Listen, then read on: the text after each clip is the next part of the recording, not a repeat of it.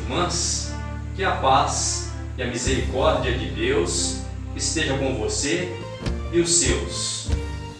Mais uma vez nós estamos aqui para fazermos um aprofundamento na nossa reflexão sobre a essência da campanha da Fraternidade Ecumênica. No primeiro momento nós falamos sobre a sua origem, falamos sobre o seu tema e o seu lema. Hoje nós vamos falar de um assunto belíssimo, lembrando sempre que nós estamos sempre embasados pelos nossos três pilares: as Escrituras, o Magistério e a tradição. Lembrando que a comunidade que perde as suas tradições também perde a sua identidade. Hoje nós vamos falar sobre o ecumenismo e sobre o CONIC, Conselho Nacional de Igrejas Cristãs do Brasil.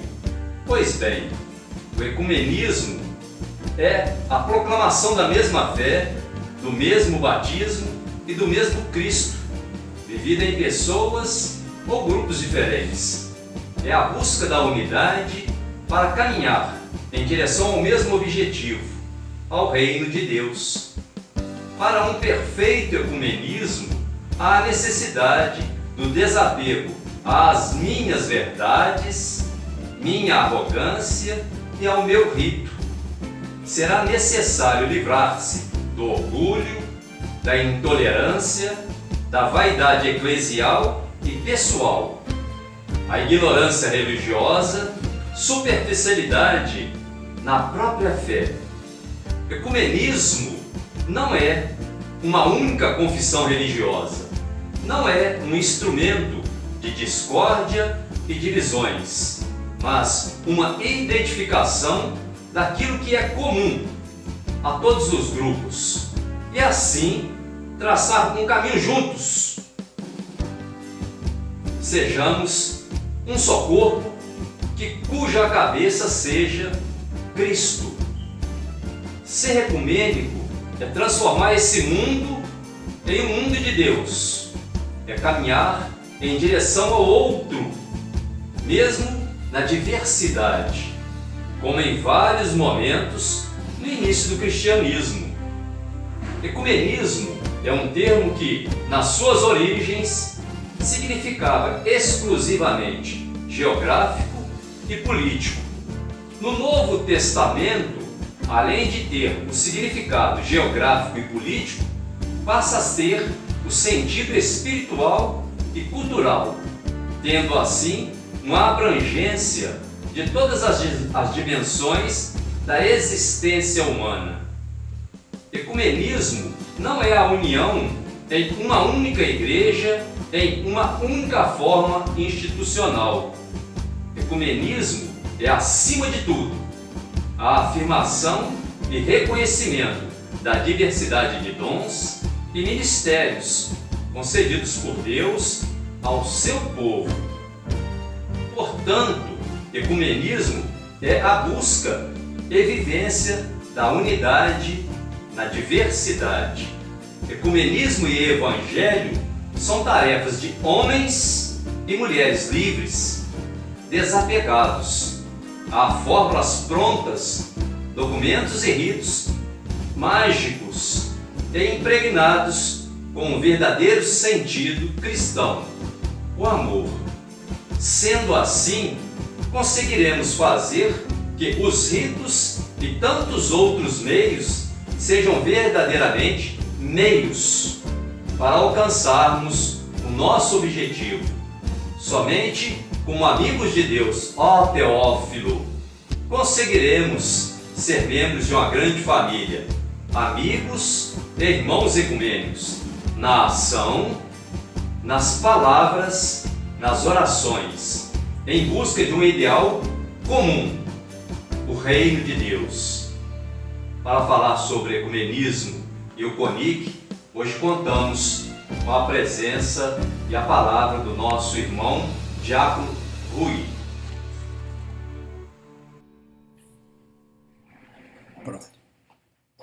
Meus caros irmãos, muita alegria nós estamos nos reunindo nesta noite dentro do tempo da Quaresma e para a celebração também da campanha da fraternidade. Não é preciso a gente ir longe para observarmos que a fraternidade faz parte justamente do projeto de Jesus, mas que seja uma fraternidade profética, uma fraternidade que aponta para situações nas quais nós vivemos, apontamos ainda as saídas e arregaçamos as mangas para transformar essa sociedade, como dizia Pio XII, de selvagem em humana, de humana e divina segundo o coração de Deus. Mas o que nos traz aqui hoje é um grande documento, um decreto conciliar, Unitatis Redintegratio, reintegração da unidade, refazer a unidade necessária da Igreja. Esse decreto define as normas para o ecumenismo. Ecumenismo não é eu achar que tudo que o outro falou está certo, não. É pegar um ponto comum que eu tenho, um ponto comum que tem a pessoa de Jesus, por exemplo. Por que eu vou brigar com o outro se tem um pensamento diferente? Vamos trabalhar aquilo que nos une, a pessoa salvífica de Jesus. Então esse documento, ele fala sobre essa separação que ocorreu por culpa de ambos os lados. Unitatis Redintegratio, está aqui o documento. Conciliar. Bom, ou eu abraço, eu concilio, aí acaba, eu não acho nada. O Espírito Santo falou pela Igreja. Com o passar dos séculos apareceram maiores dissensões, sendo que muitas comunidades se afastaram da plena comunhão com a Igreja Católica, quase sempre por culpa de pessoas de ambos os lados. Mais ainda o decreto Unitatis Redintegratio. Os que hoje nascem nessas comunidades e por seu intermédio recebem a fé, não podem ser acusados de pecado de separação. A Igreja Católica abraça-os com respeito e amor fraternos. Gente, o que Francisco fez agora no Iraque, abraçando, trocando abraço com Ayatollah, líder de todos os xiitas do Iraque, sendo homenageado, amado por muçulmanos. Como pode ele receber tanto apoio fora da igreja e dentro de casa está recebendo agressões como acontece nos Estados Unidos e até aqui também entre nós? Então, até o concílio, os membros das outras igrejas cristãs eram chamados de hereges. Agora, no concílio, já foram denominados de irmãos, ainda que separados, mas irmãos, filhos do mesmo Pai da fé. Desde então, a Igreja opta por ações e gestos ecumênicos. O que a Igreja pode conciliar em si? Então, o documento Unitatis Redintegratio nos diz no número 4. Por movimento ecumênico, entendem-se as atividades, iniciativas, segundo as necessidades e as condições temporais da Igreja, que desperta e inspira a busca da unidade entre os cristãos. Unidade não é uniformidade, já falamos. Nem se deve desprezar o mesmo documento, no mesmo número, no parágrafo 15 a 17. Nem se deve desprezar a obra da graça do Espírito Santo nos irmãos separados, que pode contribuir para a nossa edificação. O Espírito Santo sopra sobre eles, então eles também recebem o Espírito Santo. E quanta coisa bela eles podem fazer para a nossa edificação. Eu fui pregar anos atrás em um retiro para os metodistas de Bela Aurora, Dom Gil autorizou, passei 2 dias com eles. O credo que eles rezam, mesmo nós, na Igreja de Jesus Cristo, creio na Igreja Católica, quer dizer, universal. Esse documento não é sugestão. Esse documento é lei. Ele é normativo para toda a Igreja. Como é que eu posso achar? O demônio é o pai do orgulho, o pai da mentira e o pai da separação. Como é que eu posso achar que um documento que saiu do concílio sob a égide do Espírito Santo, como é que eu posso pensar que ele esteja errado? E ele torna clara a necessidade que a igreja tem de ser ecumênica, aberta aos demais cristãos e num diálogo àqueles que não são cristãos. Ecumenismo tem que acontecer com as igrejas que professam Deus uno e trino. Enquanto ecumênico é com cristãos que professam Deus uno, Deus Pai Criador, Deus Filho Redentor, Espírito Santo Santificador. Essa é a essência da fé nossa e deles. Com outras religiões cristãs, não cristãs, deve haver um diálogo, uma aceitação. Os muçulmanos são monoteístas, adoram a Deus único, Alá. E o Papa Francisco encontrou ponto de união entre eles. O patriarca Abraão é o pai dos árabes, é pai dos cristãos e o pai dos judeus. Então, o ecumenismo é procurar pontos comuns. E o santo patriarca Atenágoras da Igreja Ortodoxa iniciaram o grande passo, um grande encontro. Os dois santos cumprimentaram-se com um beijo da paz, a Igreja Ortodoxa com a Igreja Católica. E, muito importante, suspenderam a excomunhão que havia entre ambos. Os ortodoxos comungaram Roma, Roma excomungou os ortodoxos. E qual não foi a emoção do Paulo VI quando viu o patriarca assinando um documento, quando chegou nesta frase de Jesus, que eles sejam um. Diz ele que dos olhos azuis do patriarca Atenágoras, um santo, correram duas lágrimas, a ânsia da unidade soprada pelo Espírito Santo. Então, o concílio vai avançando, vem São João Paulo II, Bento XVI.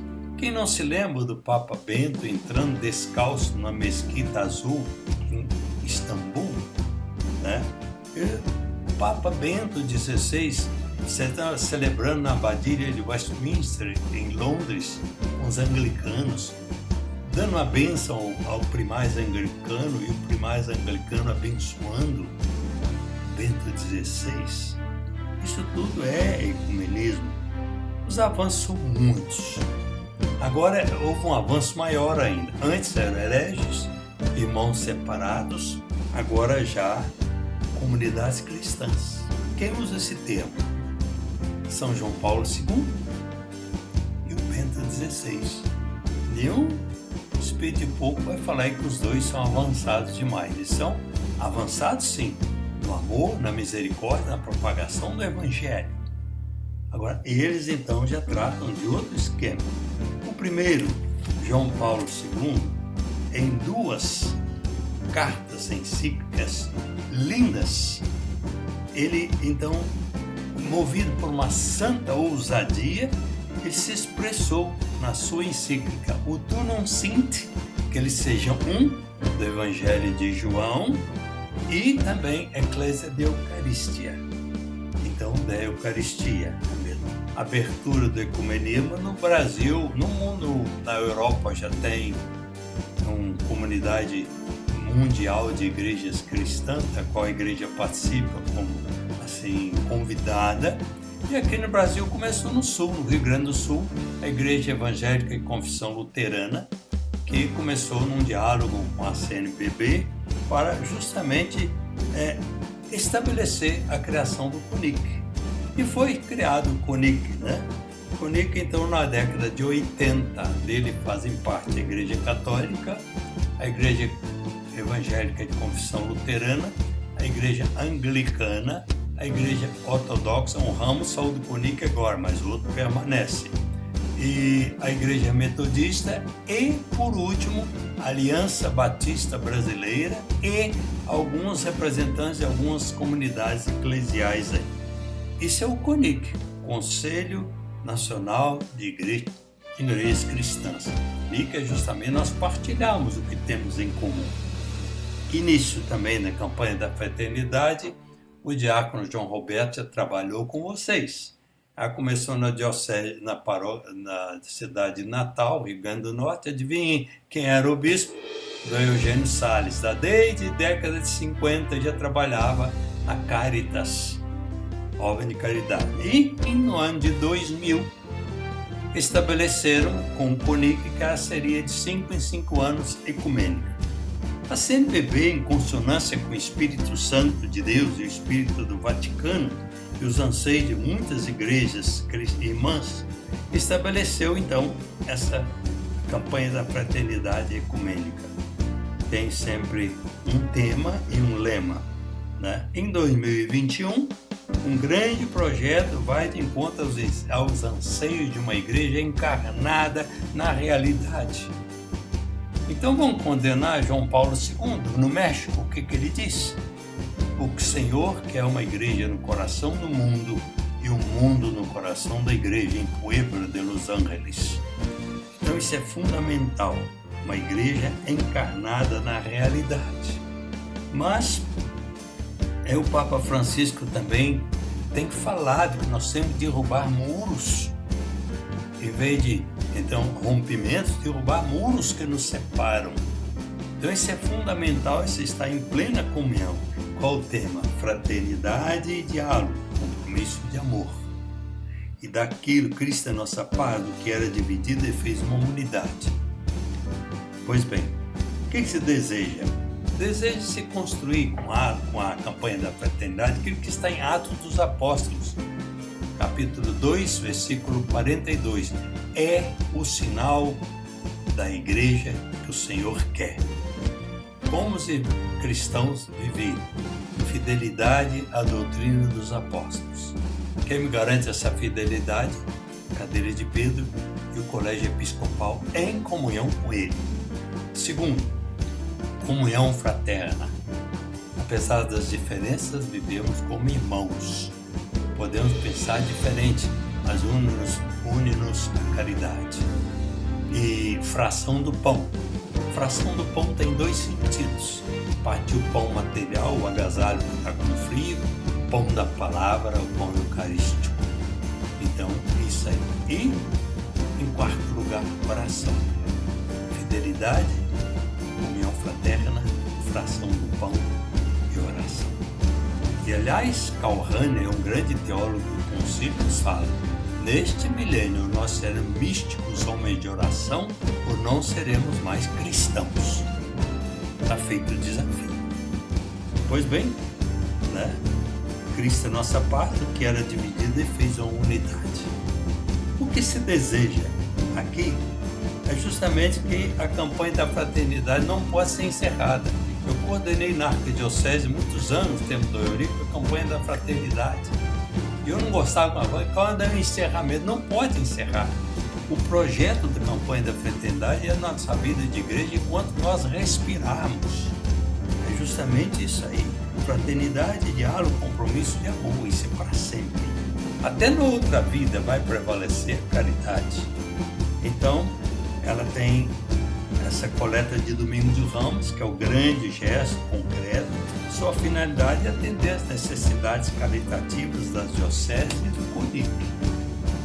Gosto muito de uma colocação feita do Dom Eurico. Eu gosto do meu arcebispo, do Dom Chico, mas Dom Eurico me ordenou, me gerou. E na catedral, um dia ele falou na missa: o direito canônico, no cânone 869, no parágrafo 2º, afirma que o batismo conferido pelas igrejas evangélicas, pelo menos as tradicionais, né, é válido. Serão válidos se os batizados são nossos irmãos, pertencem ao mesmo corpo místico de Cristo, a igreja, ou de um modo ou de outro.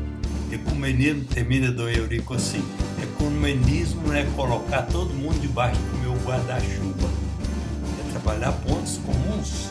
Dê um retiro para os metodistas sem trabalhar aquilo que os incomoda, trabalhando aquilo que nós temos de essencial.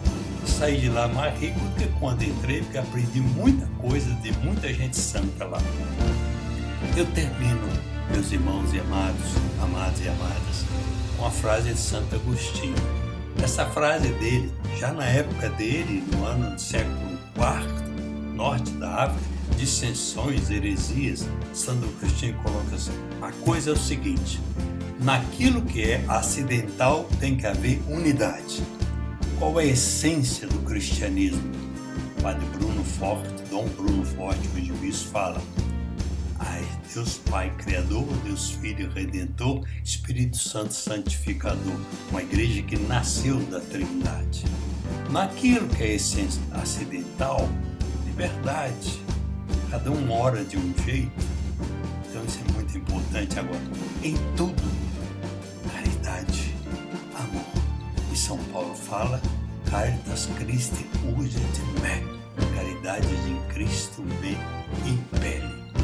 Meus irmãos, minhas irmãs amados e amadas, termino desejando a vocês um tempo pascal pleno da graça e crescimento na caridade, que é o grande sinal da unidade entre os cristãos.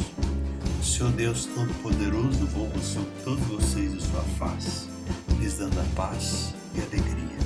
Sobre suas cabeças, guardando-os do espírito do mal. À frente de vocês para mostrar-lhes a caminhada. Nas costas de vocês para guardá-los também de todos os perigos, principalmente nesse tempo de pandemia. Ele que é todo-poderoso faz descer sobre cada um de vocês a bênção de Deus Todo-Poderoso, que é Pai, Filho e Espírito Santo. Amém. Permaneça entre nós a graça, o amor e a presença de Jesus.